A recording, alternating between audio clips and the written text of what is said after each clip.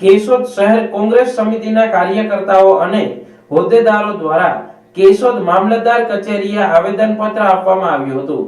આ આવેદનપત્રમાં કેશોદ મામલતદાર કચેરીએ જે જન સુવિધા કેન્દ્ર ચાલુ છે ત્યાં હેલ્પ ડેસ્ક રાખી એક વ્યક્તિની નિમણૂક કરવામાં આવે તેવી માંગણી કરવામાં આવી હતી।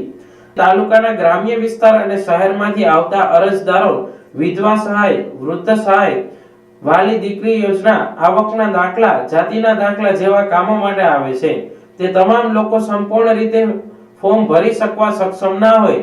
80% લોકો એવા છે જે ફોર્મ ભરી શકતા ન હોય। જે હેલ્પલાઇન પર બેસેલા વ્યક્તિએ ફોર્મ ભરી આપે તો અરજદારને સીધી મદદ મળે। અન્ય તાલુકાઓમાં આવી વ્યવસ્થા છે તો કેશોદ મામલતદાર કચેરીએ શા માટે વ્યવસ્થા નથી?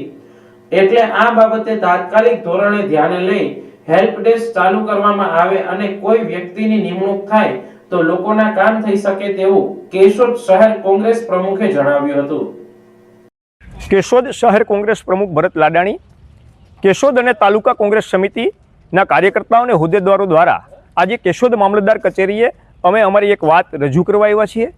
અમારી વાત આજની જે મુદ્દો છે એ કેશોદ મામલતદાર ખાતે જે જનસુવિધા કેન્દ્ર ચાલુ છે ત્યાં એક હેલ્પ ડેસ્ક નાખવામાં આવે અને ત્યાં એક વ્યક્તિની નિમણૂક કરવામાં આવે।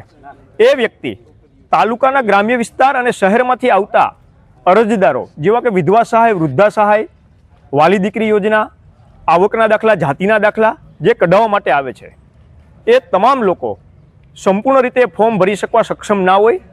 80% લોકો છે એ ફોર્મ ના ભરી શકતા હોય, એને સીધી મદદ મળે અને જે હેલ્પ ડેસ્ક ઉપર બેસેલો વ્યક્તિ છે એ ફોર્મ ભરી આપે।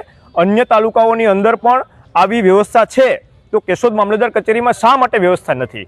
એટલે આ મુદ્દો છે એ તાત્કાલિક ધોરણે ધ્યાને લઈ અને આ હેલ્પ ડેસ્ક ચાલુ કરવામાં આવે, વ્યક્તિની નિમણૂક થાય તો અમે એવું વિપક્ષ તરીકે માનશું કે સરકારે 365 દિવસ સેવા સેતુ કાર્યક્રમ કર્યો, સેવા સેતુ કાર્યક્રમ કરવાની જરૂરિયાત નહીં રહે।